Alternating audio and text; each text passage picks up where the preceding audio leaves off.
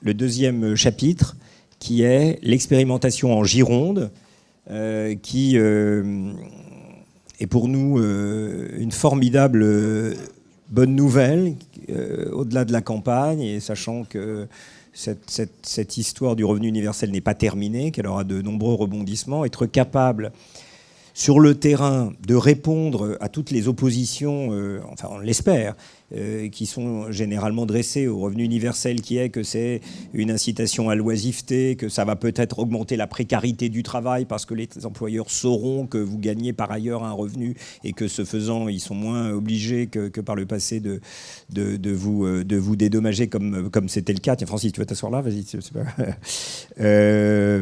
Donc je pense que ces grandes questions philosophiques, incitation à la paresse, etc., ou incitation à la précarité, ne peuvent se résoudre, parce qu'on pourra toujours faire valoir des arguments dans un sens ou dans l'autre, ne peuvent se résoudre que sur le terrain, en étant capable de faire cette expérimentation. Donc merci à vous tous de nous l'avoir permise. Donc on fait dans cet ordre-là. Donc d'abord Jean-Luc Glaise, qui est président du conseil départemental de Gironde, qui est venu un jour, je crois, voir la Fondation Jean Jaurès pour lui proposer ce partenariat, et on est très heureux de vous avoir avec nous pour cette première discussion que je vous présenterai au fur et à mesure.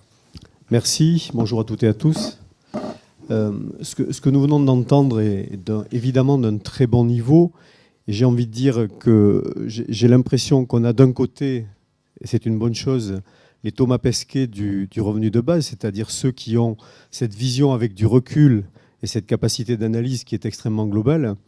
Et nous, la Gironde, nous avons la vocation à être un peu la terre, observer d'en haut, et voir de quelle manière les choses pourraient atterrir le mieux possible.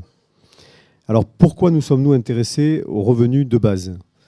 D'abord, l'intérêt, c'était évoqué tout à l'heure par rapport à la question des présidentielles, est bien antérieur. Il y a plus d'une année que nous avons commencé à regarder ce sujet, bien avant que nous ne sachions si Benoît Hamon serait un jour candidat à l'élection présidentielle.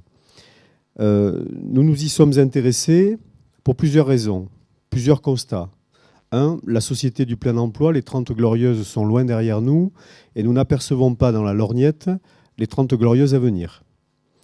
Deuxième point, les parcours professionnels et les parcours de vie sont beaucoup plus chaotiques que par le passé, avec beaucoup plus de ruptures que par le passé.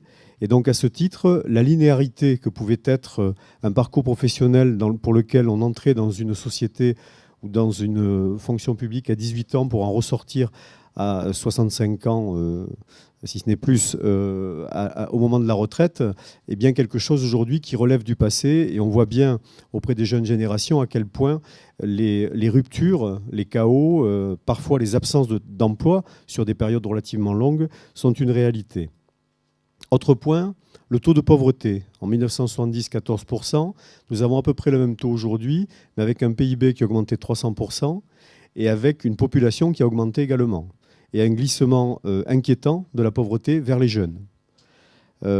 Autre point, et c'était évoqué tout à l'heure, la question du non-recours. Effectivement, le chiffrage est compliqué, mais ce que nous savons, c'est qu'en Gironde, il y a entre 30 et 40% de personnes qui ne sollicitent pas leurs droits aux minima sociaux, alors qu'ils pourraient très naturellement les avoir. Dernier point, la question du travail social. Nos travailleurs sociaux, aujourd'hui, réalisent à la fois de l'accompagnement social positif, c'est-à-dire de la réinsertion, de la réinclusion sociale et professionnelle, mais ils réalisent aussi de l'accompagnement social que je qualifierais de négatif, c'est-à-dire lié à du contrôle. Puisque les minima sociaux sont soumis à des conditionnalités, il faut bien vérifier si la conditionnalité est respectée pour justifier le versement du minima social en suivant. Et des difficultés qui sont posées d'ailleurs aux bénéficiaires du RSA avec des temps de contrôle qui viennent de façon rétroactive réclamer des RSA versés à titre indu alors que la personne n'a pas forcément mis de côté ce RSA remboursé. Donc cet ensemble de choses, d'éléments d'analyse nous a amené à nous interroger sur la forme de la protection sociale et notamment des minima sociaux que doit gérer un département. Parce qu'un département est pleinement légitime à s'intéresser à ce sujet puisqu'il est, de par la loi, et à nouveau de par la loi NOTRe le 7 août 2015, il a la responsabilité des solidarités humaines et territoriales. Et dans les solidarités humaines, il y a précisément l'accompagnement des plus fragiles, personnes handicapées, personnes âgées, personnes en insertion, jeunes, etc. Donc il nous a semblé intéressant de regarder ce sujet revenu de base. Ce que je voudrais dire très clairement, c'est que c'est pour nous un objet de curiosité. ça n'est pas un objet de dogme. Il nous intéresse au titre des questionnements qu'il soulève et peut-être des solutions qu'il apporte. Et ce que je dis et ce que dit la majorité qui est à mes côtés depuis que nous nous y intéressons, c'est que nous avons envie d'oser tester le revenu de base, d'oser peut-être se tromper, mais d'oser peut-être aussi réussir. Et c'est donc la nature de ce questionnement-là qui forge la démarche qui est la nôtre. Pas de dogme, des interrogations, et un objet qui nous semble avoir de multiples facettes et changer de nuances suivant la manière, enfin, suivant l'angle sous lequel on l'observe. Puisqu'on sait bien que le revenu de base peut avoir diverses acceptions et diverses logiques dans son mode de fonctionnement. Je préfère être clair d'emblée. Pour nous, il n'est pas question que le revenu de base soit un solde de tout compte en échange d'une protection sociale qui disparaîtrait. Ça n'est pas notre optique au niveau du département de la Gironde. Et puis, autre élément qui a fait que nous y sommes intéressés, c'est le volet innovation sociale. Nous sommes extrêmement promoteurs d'innovation sociale dans le département, puisque nous n'avons pas la compétence économique, donc l'innovation technologique, l'innovation industrielle, ça n'est pas notre domaine, c'est celui des régions. Par contre, nous avons pleinement la charge du domaine social, et à ce titre, nous pensons qu'il y a beaucoup à faire en matière d'innovation sociale, et qu'il faut tenter un certain nombre de choses dont le revenu de base fait partie. Alors, nous nous sommes dit que nous n'étions pas suffisamment intelligents pour savoir ce qu'il fallait faire en matière d'expérimentation du revenu de base. Parce que nous sommes des gestionnaires de collectivités qui sont confrontés au quotidien et à la réalité des personnes en précarité, mais nous sommes bien loin d'avoir le niveau de réflexion des personnes qui nous entourent aujourd'hui. Il nous semblait donc important de nous associer le partenariat de chercheurs, le partenariat d'économistes, de personnes qui réfléchissent et qui sont capables de nous apporter de la matière grise sur ces questions-là. Et donc d'avoir quelque part une première étape d'études en laboratoire et ensuite une deuxième étape d'application pragmatique via une expérience. Aujourd'hui, globalement, sur la question du travail en laboratoire, on va dire que nous avons essayé de mobiliser tout ce que nous pouvions mobiliser. L'État, et j'y reviendrai, bien sûr le département, des chercheurs, avec notamment la Fondation Jean Jaurès, que je voudrais sincèrement remercier Gilles et Daniel également pour toute la contribution qui a été apportée, le CEPREMAP que représente Daniel également, l'Institut des politiques publiques avec Antoine Bozio et Lucille Romanello qui ont été aussi à nos côtés très fortement et qui nous ont beaucoup aidés. Donc c'est cette matière grise-là dont nous avions besoin pour essayer de mieux comprendre comment approcher une expérimentation. Parce que nous étions en difficulté pour définir sa nature, son périmètre et surtout les éléments d'évaluation qui permettent de juger à terme ce qu'apporte un revenu de base, ce qu'il modifie dans les comportements, ce qu'il améliore dans les parcours de vie. Donc ça, c'était vraiment le côté, j'allais dire, approche théorique, approche intellectuelle et modélisation, ainsi que derrière la volonté d'avoir un protocole d'expérimentation. C'était ça qui nous importait d'essayer de définir ensemble et c'est cela que nous avons souhaité confier à nos partenaires dans ce cadre-là. Nous avons également souhaité mobiliser les associations et les citoyens intéressés par cette question. Il nous semblait que nous ne pouvions pas simplement à notre niveau d'élus considérer que nous étions, même avec l'apport intellectuel qui était à nos côtés, des grands sachants qui étaient capables de définir ce qui était bien ou pas bien et comment nous devions l'appliquer. Donc nous avions envie que les citoyens et les associations avec lesquelles nous travaillons, les partenaires avec lesquels nous travaillons, puissent apporter aussi leur vision de ce qu'est le revenu de base et la manière dont ils l'appréhendent. Et Denise Grélard, donc, qui est vice-présidente en charge de l'insertion et de toutes les actions liées donc, à tout ce volet insertion, va vous expliquer un petit peu plus ce qu'a produit ce jury. Mais en tout cas, c'était vraiment un travail intéressant avec des personnes avec des parcours tout à fait divers. Et puis, nous nous sommes aussi donc posé la question de comment réagiraient nos travailleurs sociaux. J'évoquais tout à l'heure cette question de l'accompagnement social positif et puis du contrôle en parallèle. Et nous nous sommes dit, si le revenu de base universel, inconditionnel, était versé, il modifie foncièrement l'approche du travail social pour nos personnels. Qu'est-ce qu'il induit pour eux ? Quel est le regard qu'ils portent sur cette modification ? Donc, il nous importait là aussi de les solliciter pour qu'ils puissent amener leur avis. Et puis, nous nous sommes dit que ce revenu de base qui nous semblait extrêmement caricaturé dans les médias. On a évoqué tout à l'heure, Thomas Piketty évoquait ces montants de 400 milliards, 500 milliards d'euros. On a tout entendu et son contraire sur le revenu de base, sans que vraiment beaucoup sachent de quoi il parlait. Et ce qui nous importait, c'était de commencer à faire œuvre de pédagogie auprès du plus grand nombre pour se rendre compte de ce que peut signifier un revenu de base, à la fois dans sa dépense, et je suis tout à fait d'accord, à la fois aussi dans ses recettes, dans sa manière de le financer.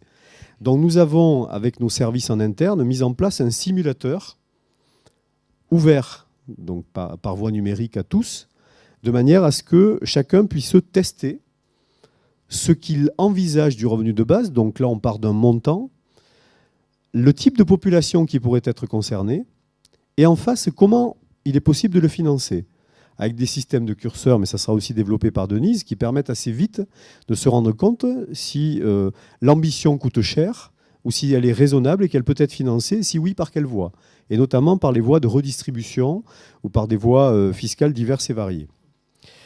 Je le disais tout à l'heure, nous avions cette volonté d'expérimentation. Alors nous nous sommes trouvés quelque part un peu confrontés avec l'actualité sans vraiment le vouloir, puisque donc encore une fois, la réflexion a démarré il y a à peu près un an, notamment parce qu'il y a eu depuis des rapports importants qui ont été publiés, le rapport Sirug, le rapport Percheron, qui lui-même propose, enfin en tout cas incite à une expérimentation.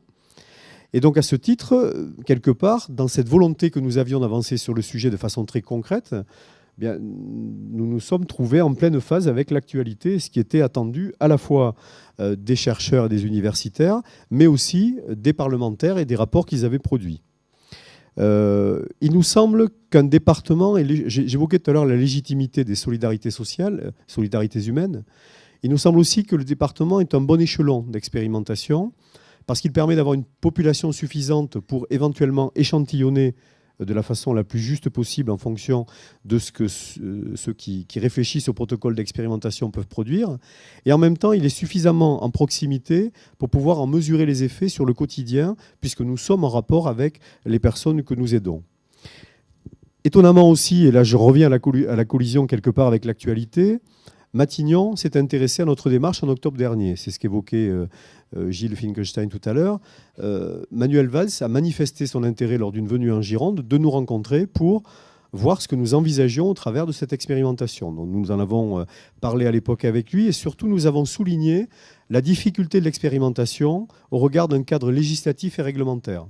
Il n'est pas possible en l'état d'expérimenter sans qu'il y ait des adaptations, des dérogations législatives et réglementaires qui permettent d'offrir le cadre nécessaire. Donc nous l'avons indiqué au Premier ministre de l'époque, nous avons continué à l'indiquer au Premier ministre actuel, Bernard Cazeneuve, et donc nous sommes toujours en contact avec Matignon dans le cadre donc d'une réflexion sur un aménagement de la loi et des règlements pour permettre une expérimentation sur un territoire donné.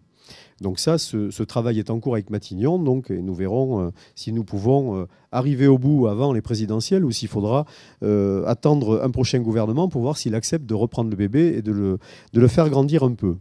Nous avons, pour ce qui nous concerne au département, j'ai proposé une motion à l'Assemblée départementale le 13 mars dernier, au vote de l'ensemble de mes collègues, pour leur proposer une expérimentation. Et juste une expérimentation. Encore une fois, sans dogmatisme, et avec une vraie volonté d'ouverture, d'interrogation et de questionnement. La motion a été votée à la majorité, pas à l'unanimité, mais à la majorité. Et donc nous sommes aujourd'hui, je suis en tout cas dépositaire d'une commande de l'Assemblée départementale pour éventuellement tenter cette expérimentation. J'ai adressé un courrier récent à tous les candidats de la présidentielle pour leur demander, s'ils étaient élus, s'ils souhaiteraient nous aider à poursuivre cette expérimentation et donc tenter d'appliquer sur un échantillon donné ce revenu de base. Et puis dernier point, de nombreux départements aujourd'hui tapent un petit peu du pied à la porte de la Gironde. Je pense au Lot-et-Garonne, je pense à la Corse, à l'Ille-et-Vilaine, qui sont intéressés éventuellement pour être associés aussi à une démarche d'expérimentation qui à ce moment-là dépasserait le périmètre de la Gironde. Bon, nous ne sommes pas dépositaires d'un copyright sur le sujet, donc on peut tout à fait envisager d'ouvrir les choses à notre niveau. Donc pour terminer, pour être assez rapide, Je voudrais juste rappeler quelles sont finalement les orientations politiques que nous mettons dans cette expérimentation, parce que nous sommes quand même des élus, donc nous faisons aussi un peu de politique. Ce qui nous importait pour nous, c'était la question de la lutte contre l'extrême pauvreté, qui est pour nous un vrai sujet et qui s'accroît au fil du temps dans le département, mais comme dans le reste du pays.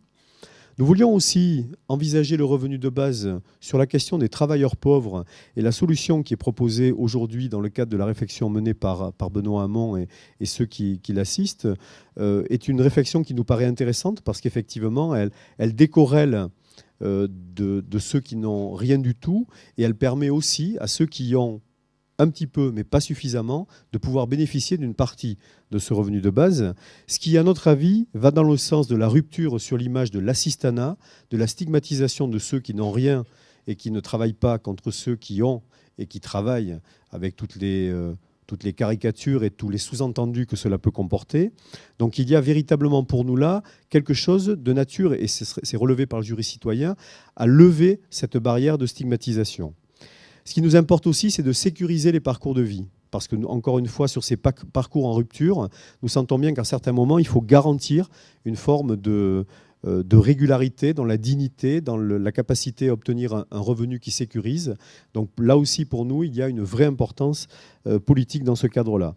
Et puis permettre les choix de projets de vie, pour ceux qui sont aidants de personnes âgées, aidants de personnes handicapées, pour ceux qui sont en reconversion professionnelle, qui souhaitent suivre une nouvelle formation pour changer de métier, pour ceux qui n'ont pas forcément réussi dans leurs études et qui, à 21, 22, 23 ans, savent finalement ce qu'ils veulent faire, mais ne peuvent pas arrêter de travailler pour s'engager dans un métier nouveau parce qu'ils n'ont pas de revenus en face. Nous voulons aussi, et j'ai trouvé intéressant ce que disait Thomas Piketty tout à l'heure, mettre bien en parallèle la justice sociale et la justice fiscale. Pour nous, c'est un vrai sujet d'ensemble, et le revenu de base, effectivement, n'est absolument pas décorrélé d'une question beaucoup plus globale de la protection sociale, de la fiscalité française, et donc de la capacité à accompagner dans la dignité l'ensemble de nos concitoyens, à la fois dans les revenus que nous pouvons verser, mais à la fois dans les recettes que nous pouvons y consacrer. Et encore une fois, pas question de sacrifier la protection sociale pour un solde de tout compte au travers du revenu de base. Voilà, il nous semble, nous, que le progrès social a encore beaucoup d'avenir, et donc nous y croyons fermement au département de la Gironde. Il ne faut pas confondre les moyens et les objectifs, et encore une fois, bien fixer les objectifs politiques pour tenter ensuite d'appliquer les moyens. Et puis, après que l'on ait dit le département, il y a quelques mois ou années, en voie de disparition, puis ces derniers temps très questionné sur ses recettes et sur sa capacité à tenir ses budgets, je pense qu'il faut que nous sortions de cette vision des départements qui seraient exsangues et considérer que le département est aussi défricheur de progrès social et d'avenir. Donc c'est à ce titre-là que nous inscrivons, nous, dans ce qui nous semble être une innovation sociale majeure, qui est le revenu de base.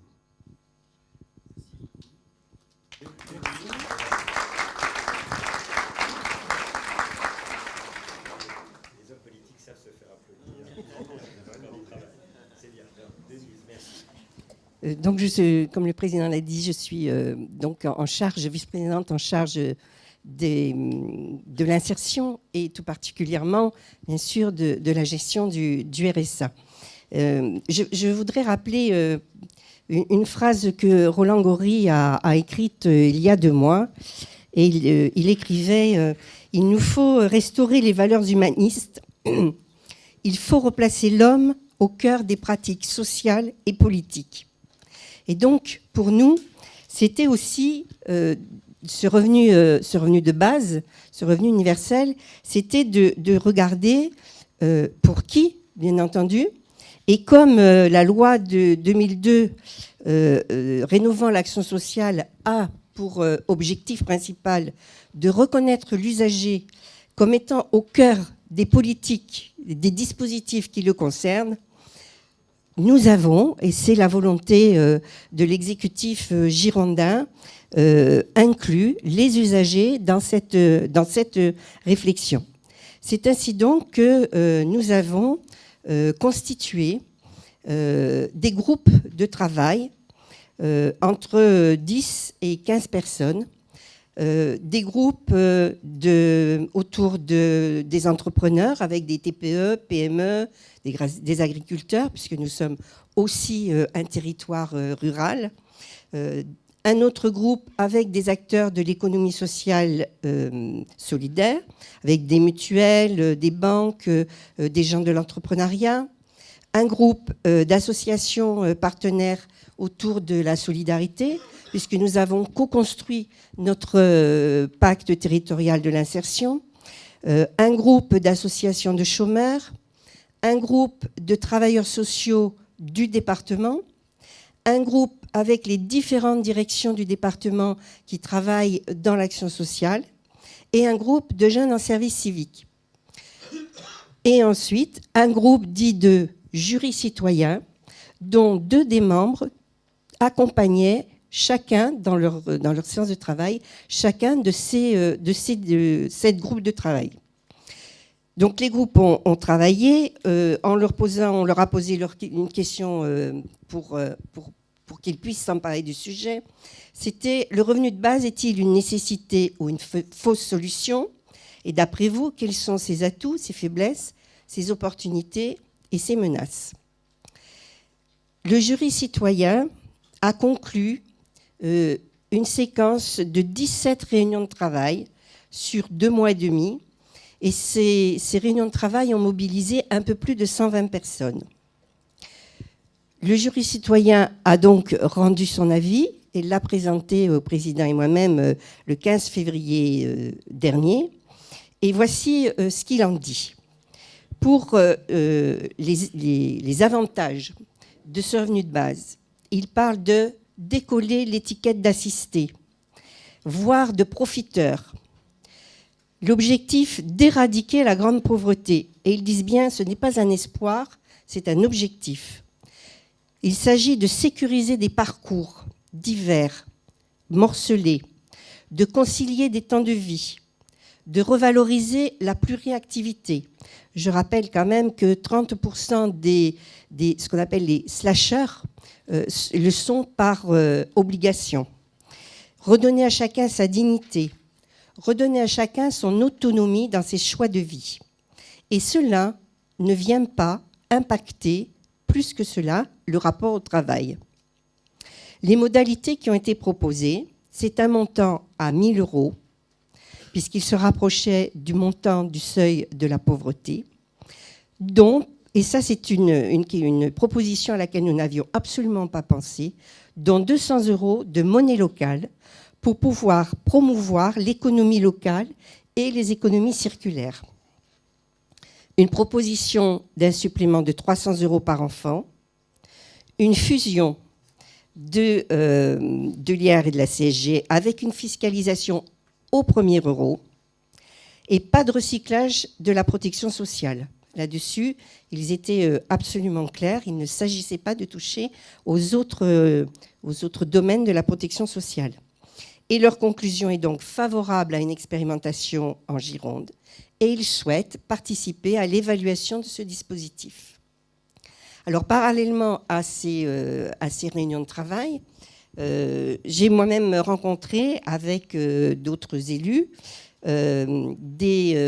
d'autres groupes, un groupe de représentants institutionnels, bien entendu, nos partenaires, la CAF, la MSA, Pôle emploi, l'État par la DDCS, puis des rencontres avec une association de chômeurs et enfin une rencontre avec les syndicats. Nous avons aussi rencontré un groupe de chercheurs d'un laboratoire de l'Université de Bordeaux qui étaient intéressés à étudier les points critiques de ces propositions et souhaitaient travailler sur les éléments constitutifs de ces points. Et enfin, nous sommes en relation aussi avec un groupe d'étudiants de l'Université de Lille qui, eux, sont intéressés à travailler sur l'impact du travail social. Alors, lorsque nous avons ensuite sollicité d'une manière très large l'ensemble des personnels du département et des travailleurs sociaux en particulier qui souhaitaient donner leur opinion ou produire une contribution à notre réflexion.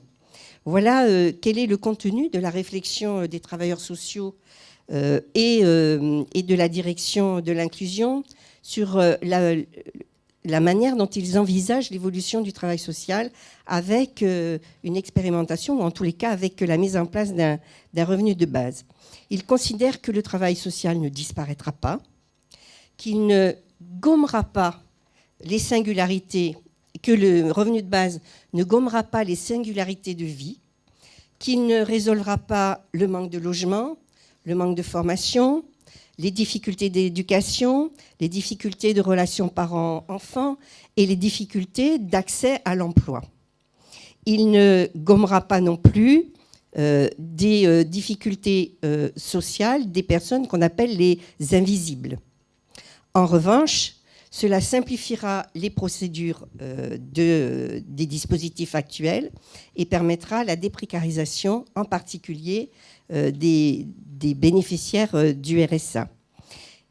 Il précise que du coup, et ça paraît être une espèce d'appel d'air, il précise que le travail social pourrait se recentrer sur ce qu'il devrait être et ce que les travailleurs sociaux aspirent à être, c'est-à-dire des personnes qui accompagnent les habitants d'un territoire, qu'ils pourraient se concentrer sur la prévention plutôt que sur les besoins essentiels en urgence.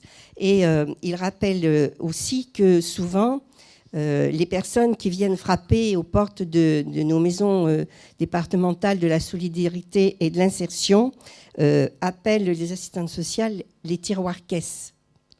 Je voudrais juste rappeler que certains des dispositifs du RSA qui provoquent ce qu'on appelle des indus ou des fraudes le sont souvent parce que une différence de 150 € quand on se déclare en couple ou pas, c'est vital, et que nous faisons dans nos MDSI des secours de 50 à 70 €, et que pour certaines personnes, c'est essentiel à leur survie.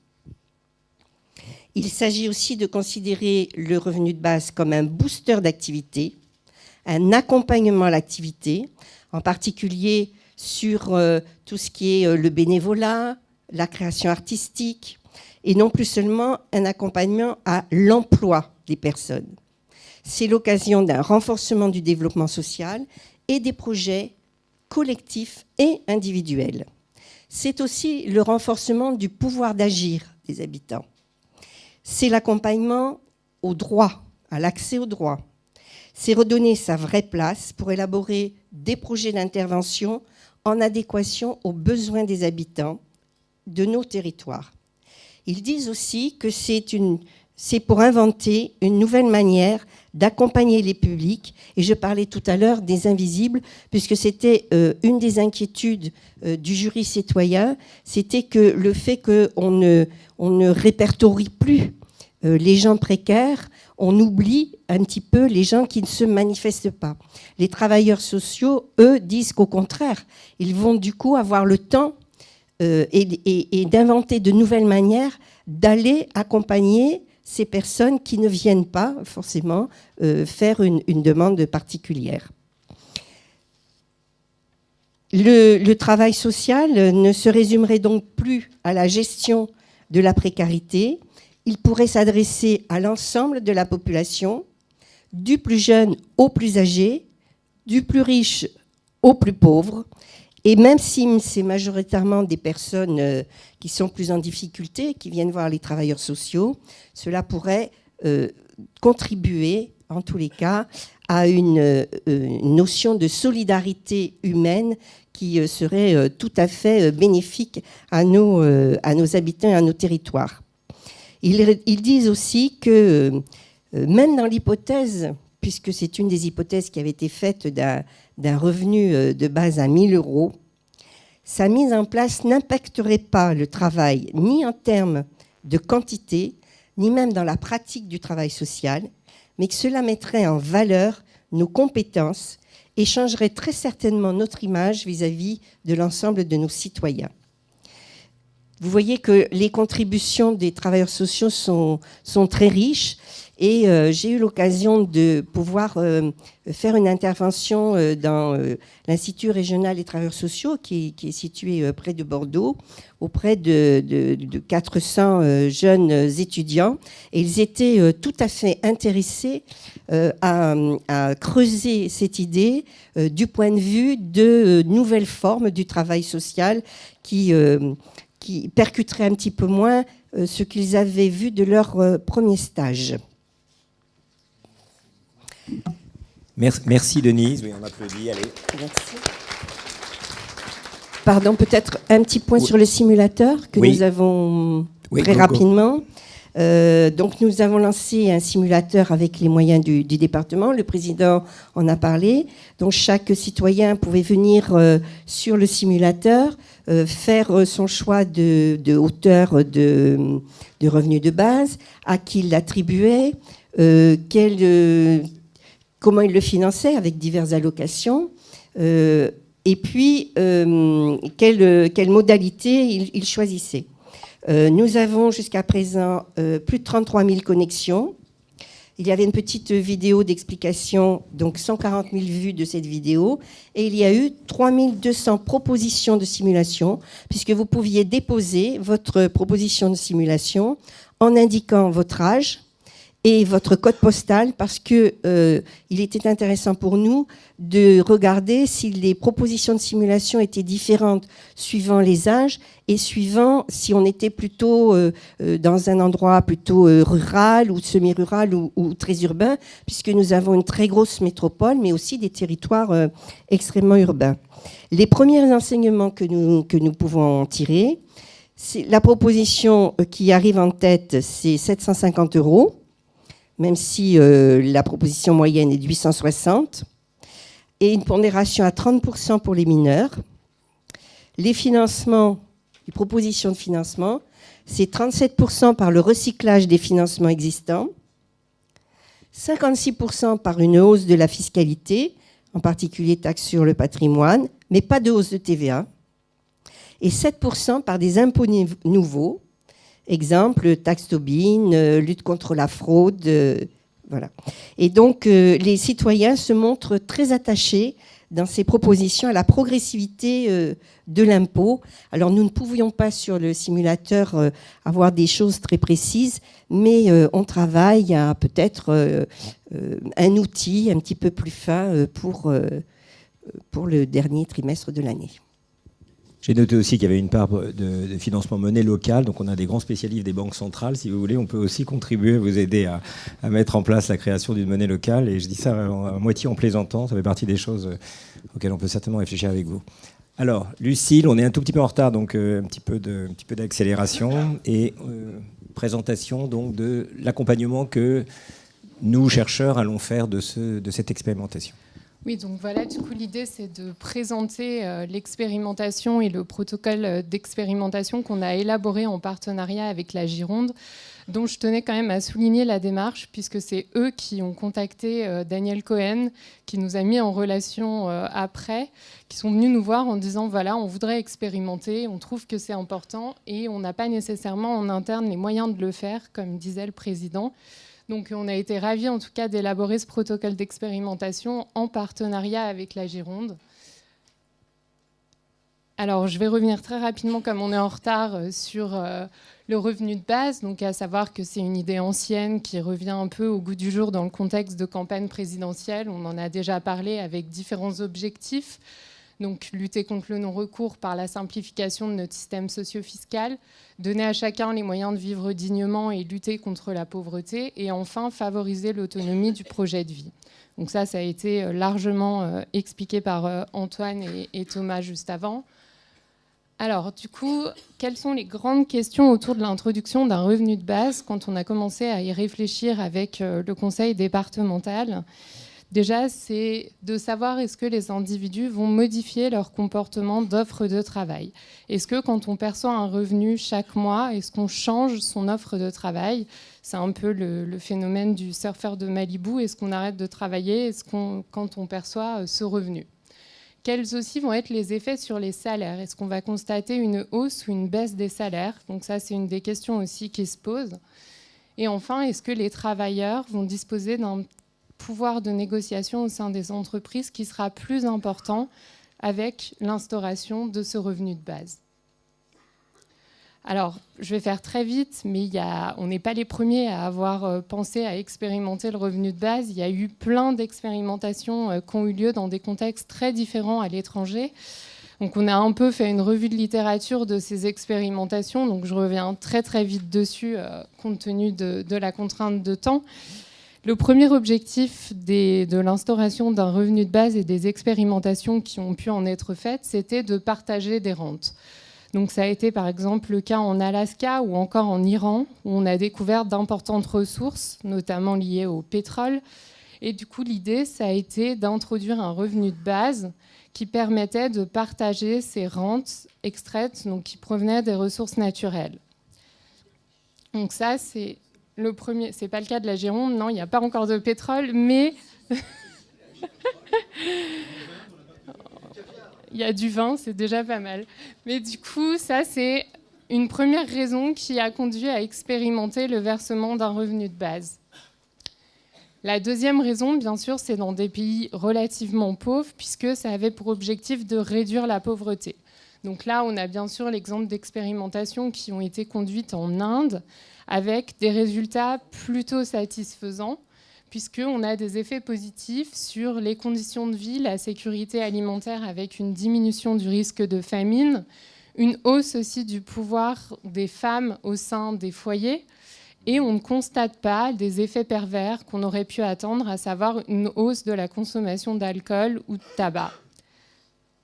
Alors c'est à peu près le même contexte et les mêmes raisons qui ont aussi conduit à expérimenter le revenu de base au Kenya, par exemple. Donc on a versé un revenu à 6 000 personnes dont on a évalué de façon relativement rigoureuse scientifiquement les effets. Et on a des effets positifs, alors qui sont moins positifs que ce qu'on a trouvé en Inde, mais une hausse de la consommation, une baisse de la malnutrition parmi les effets positifs, une amélioration du bien-être. En revanche, on n'a pas constaté d'effet sur des variables de santé ou d'éducation de l'instauration d'un revenu de base au Kenya. Donc du coup, c'est un petit peu moins positif, mais ça reste quand même plutôt positif dans l'ensemble. On aurait pu citer le cas de la Namibie aussi, qui a expérimenté le revenu de base avec des résultats relativement convaincants. Et enfin, et la Gironde est plutôt dans ce troisième but du revenu de base, à savoir repenser notre système de protection sociale actuel. Alors, on est plutôt dans la logique. Donc, déjà, je peux peut-être commencer par le Canada, qui a été... il y a eu des expérimentations, notamment dans l'État de l'Ontario. Il y a déjà qui ont débuté dans les années 70 et qui vont être relancées en 2017. Ou encore, on a eu la chance de rencontrer l'équipe qui conduit les expérimentations en Finlande, avec bien sûr ce constat de changement relativement important sur le marché du travail et de la nécessité de repenser notre système de protection sociale. Et donc les Finlandais ont conduit une phase pilote pour l'instant et l'expérimentation sera lancée en 2017-2018. Donc on attend les résultats puisque les objectifs sont assez proches de ceux qui nous ont conduits à élaborer le protocole en Gironde, même si, on va le voir en Finlande, on cible des chômeurs, ce qui ne sera pas le cas de l'expérimentation en Gironde. Alors, on pourrait se poser la question de pourquoi expérimenter. Effectivement, on a vu les travaux aussi conduits à l'IPP sur les microsimulations. Alors, c'est des travaux qui, pour moi, me semblent complémentaires, puisque c'est justement la microsimulation qui va nous permettre d'établir le barème du revenu de base qu'on souhaite expérimenter. Mais il y a malheureusement certains paramètres qu'on n'arrive pas à modéliser, et notamment les effets des paramètres comportementaux et les changements de comportement, d'offres de travail ou alors de recours aux prestations qui sont compliqués à modéliser ex ante. Donc, du coup, c'est pour ça qu'on a besoin de l'expérimentation pour compléter un peu les connaissances qu'on a et voir comment ça va modifier les comportements des gens et leur recours aux prestations. Donc c'est pour ça qu'on a souhaité mettre en place une expérimentation qui va finalement être complémentaire des simulations qu'on réalise par ailleurs au sein de l'Institut des politiques publiques. Alors, du coup, quel est le scénario qu'on va expérimenter? Donc là, c'est la microsimulation qui va nous permettre de définir le scénario qu'on va expérimenter. Donc on est parti sur le scénario de fusion du RSA, des allocations logement et de la prime d'activité, qui était le premier scénario proposé par l'IPP dans un opuscule qu'on a publié il y a maintenant 2 ans. Donc du coup, voilà le scénario qui, a priori, que nous souhaitons expérimenter a priori. Et c'est justement la microsimulation qui va nous permettre de définir le barème de cette prestation résultant de la fusion. Donc vraiment, les 2 outils vont s'avérer complémentaires. Si j'arrive à passer, voilà. Et donc les questions auxquelles il nous faut encore répondre et qui ne sont pas tranchées, et justement, on va pouvoir se servir de la microsimulation pour y répondre, c'est est-ce qu'on part sur une dégressivité linéaire ou non linéaire de la prestation, selon quel type de revenu? Donc ça, c'est ce dont parlait Antoine tout à l'heure. Est-ce qu'on étend le bénéfice de la prestation au public des jeunes, donc à savoir les 18-24 ans? Et aussi, est-ce qu'on individualise notre système socio-fiscal ou est-ce qu'on reste sur un système familialisé comme c'est le cas actuellement? Donc, du coup, c'est des questions auxquelles il nous faut encore répondre pour définir le scénario qu'on souhaite expérimenter. Donc, bien sûr, l'expérimentation sera faite par la mise en place d'une évaluation randomisée, donc comme c'est fait assez maintenant fréquemment en économie. Donc, il faut savoir qu'à l'origine, ça provient du milieu médical, les expérimentations randomisées. Donc ça consiste, pour revenir sur le principe de façon simple, ça consiste à répartir de façon aléatoire les individus en 2 groupes, un groupe traité et un groupe contrôle. Et du coup, la taille des groupes étant suffisamment importante, en moyenne, ça va être des groupes qui vont pouvoir être comparés et on obtient l'effet causal du dispositif évalué en comparant à la fin de l'expérimentation les résultats obtenus dans le groupe traité et dans le groupe contrôle. Alors ensuite, l'autre question qui se pose, c'est à quel niveau on fait la randomisation? Donc on y a réfléchi aussi en partenariat avec le département de la Gironde et il nous a semblé plus pertinent d'effectuer la randomisation au niveau individuel. Donc on a choisi une randomisation de faire le tirage aléatoire au niveau individuel. Alors après, on a eu de grands débats sur quels effets hétérogènes on regardait, puisque bien sûr, toute étude d'effets hétérogènes conduit à augmenter la taille de l'échantillon, puisqu'il nous faut disposer de suffisamment de puissance dans chacun des sous-groupes.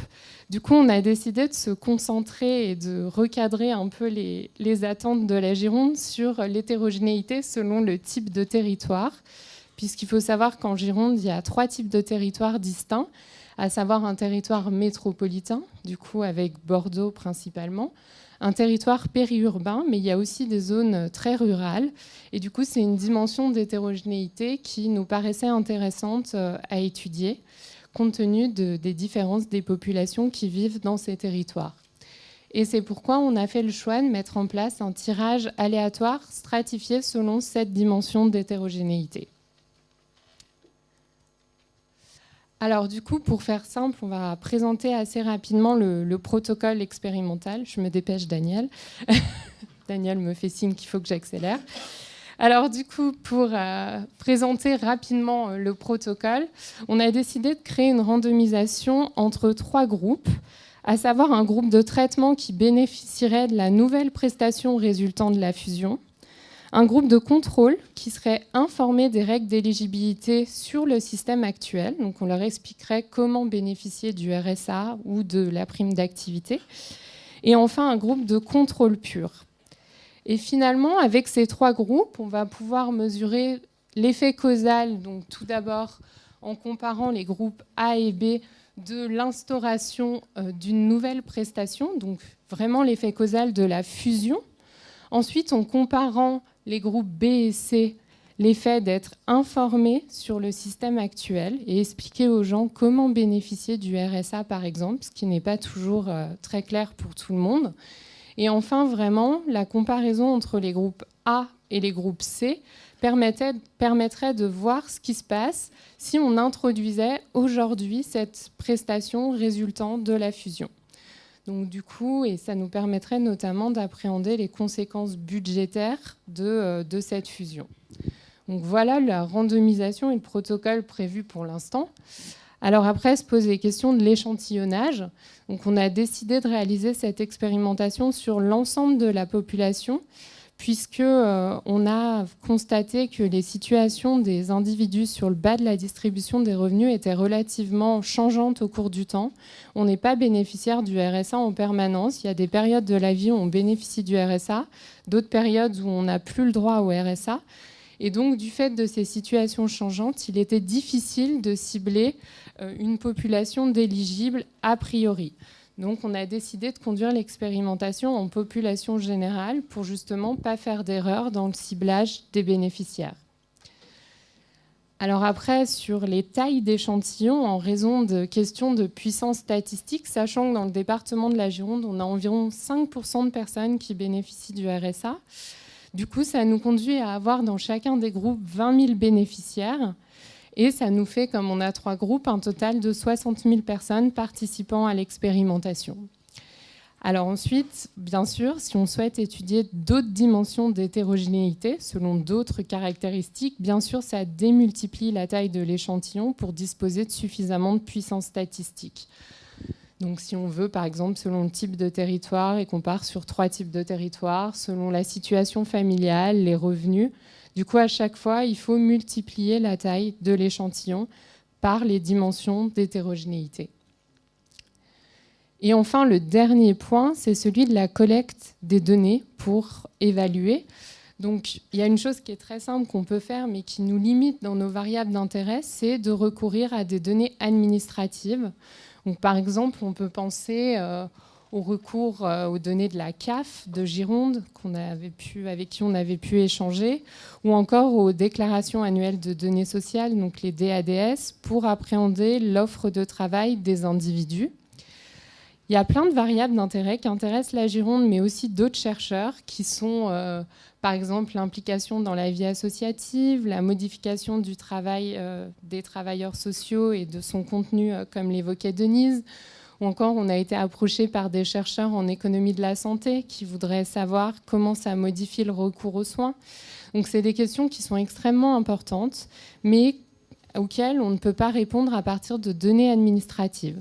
Donc ça impliquerait de mettre en place une collecte de données spécifiques sur éventuellement un sous-échantillon, puisque les coûts de collecte sont assez importants. Donc du coup, voilà, on peut envisager la mise en place d'une enquête sur un sous-échantillon des participants à l'expérimentation. Ça va, Daniel, j'ai pas été trop longue. Merci, je suis désolé, on est très en retard, donc on va pas faire de nouveaux rounds, mais c'était vraiment très important pour nous de voir d'abord comment, sur le terrain, les gens réagissaient à ces propositions. Et je crois que le lien entre la présentation qui a été faite par Antoine et l'équipe de l'IPP et ce que vous allez faire sur le terrain est absolument crucial, parce que ça nous permettra de bien voir à chaque fois, quand on ajoute un groupe ou pas, quel est l'enjeu budgétaire si ça devait être généralisé, puisque d'une certaine manière, ça reste aussi l'idée de donner les moyens ensuite de faire une expérimentation, enfin de passer de l'expérimentation à la généralisation à l'échelle du territoire. Bon, merci à tous les trois. On va tout de suite passer donc à la... Merci, on applaudit.